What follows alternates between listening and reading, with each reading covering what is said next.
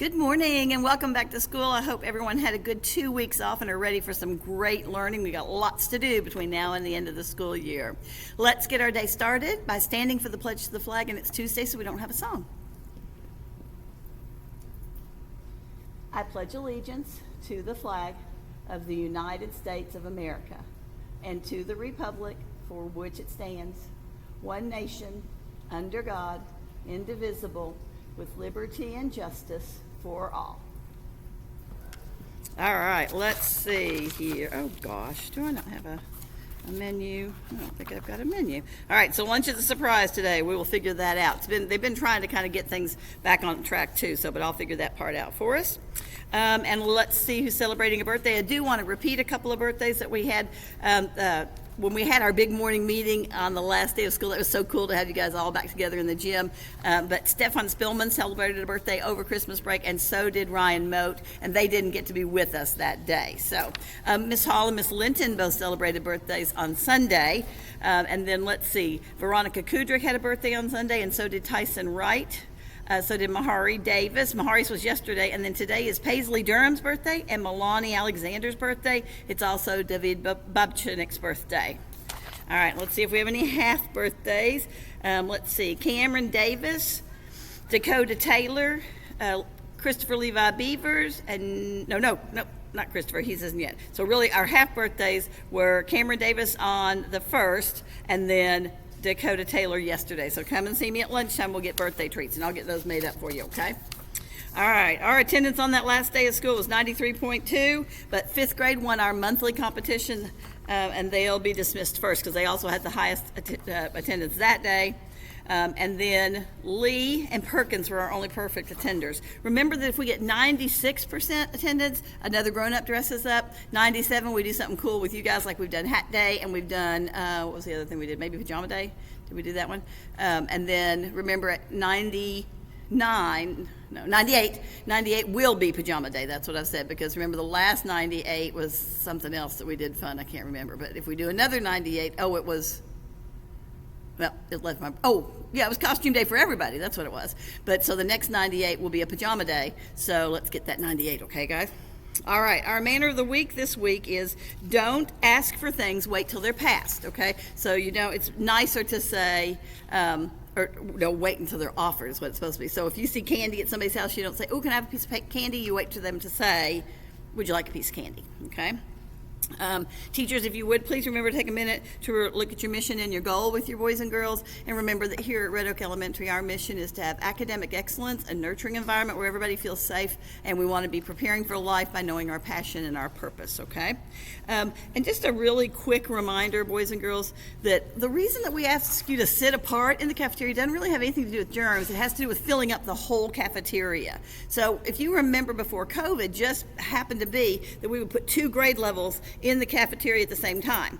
We realized that was too many kids, and we had lots of discipline issues.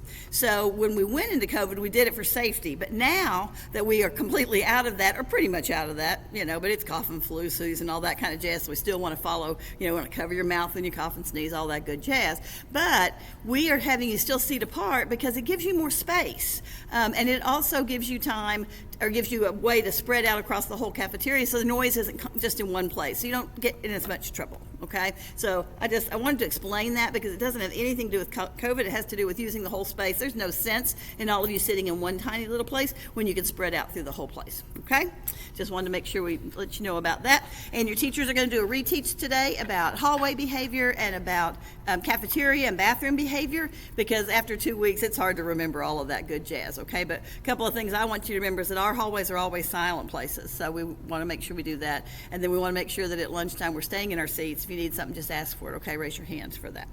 All right, so today we've got an idiom, head in the clouds, not clowns, to not know what's going on around you because you're paying too much attention to something else or to your own ideas. So, those times when you're thinking about other things and the teacher calls on you and you're like, what? Your head was in the clouds. The sentence is, I couldn't do my math homework because when my teacher taught the lesson today, my head was in the clouds. All right, I got a nice stack of Raider role models from that last day of school. These are some folks who have gone up in their iReady. Adeline Switek, 49 points in math. Max Velichko, 25 points in reading. Damian Collins, 22 points in reading. Sophia Torchlow, 53 in reading and 26 in math. Violet Sokop, 22 in reading. Lucy Ludwig, 27 in reading, 19 in math. Henry Martins, 28 in reading, 37 in math. Ella Schweitzer, 30 in math. Whitney Jackson, 28 in reading. Catalina Mesa, 39 in math. Kaylin Richards, Kaylin, this is pretty amazing, 70 in reading, 103 in math. Brixton McKinney, 50 in reading. Abigail Davis set a good example and made good decisions. Keontae White was kind and set a good example. Haley Banks made a great choice. Connor in Miss Miller's class did a great job in music, and so did Adeline, I think that's Sweet Tech, in Miss Miller's class too. Ty in Miss McDermott's class cleaned up somebody else's mess. Thank you, Ty. Let's see, Leah, who was awesome job in social studies. I think it's Leah. Olivia in Miss McDermott's room cleaned up somebody's mess in music class. Kenna Gaylor set a good example in Miss Quinn's class. So did McKenna Gregory and Christian Stamper and Alicia Faulkner. And Carter Smith was an active listener and paid attention. Keontae White also set a good example. Blake Bain was an active listener and paid attention. Great job, Blake. Gianni was silent and set a good example. Trenton in Miss Quinn's class set a good example and paid attention. Everly in Miss Shipley's class was very respectful in music. Elise Nasano, this is from Mr. White. Elise showed extreme kindness and graciousness to her competitors during the ugly sweater contest. That's very true. Let's see. Evelina in Miss Lee's class did a great job paying attention on a busy day in music. Landon in Miss Lee's class did an excellent job focusing on a busy day in music. David in Miss John's class did a great job on a busy day in music. Lexi in Miss John's class did a great job in a busy day. Adeline Mulkey went up 35 points in iReady. Audrey Nasano, it's a Nasano Girl Day. 31 points in reading, 28 in math. Milo Simpson, 28 in reading. And Connor Reed, 40 points in math. Great job, you guys. All right, let's see. And a couple of jokes. Let's see. These are cat jokes from Audrey Nasano. She knows because I love cats too, like she does. Let's see. What's a cat's favorite button on the remote? The pause button. Let's see. In which state do we find a lot of dogs and cats? In Pennsylvania. That's a funny one too. Let's see. How did the cat celebrate his second birthday? He threw a party. And this one's got a picture with it. What is a cat most exciting about during Christmas? I should have done this one during Christmas, receiving gifts from Santa Claus. So there's just a little drawing of that one too. So, all right, let's say those Red Oak expectations, teachers, if you'll help me, please, to make sure everybody's saying those. So get those back into our brains. Respect ourselves, others, and our place. Expect to learn. Do our best. Own our behavior.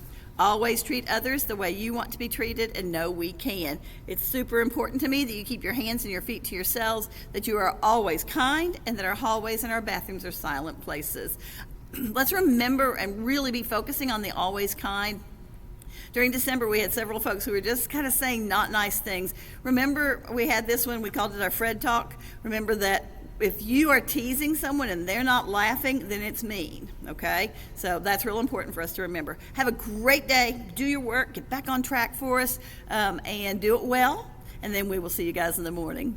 Teachers, we do have faculty after school, and you don't need any kind of device. Have a great day. Love you guys.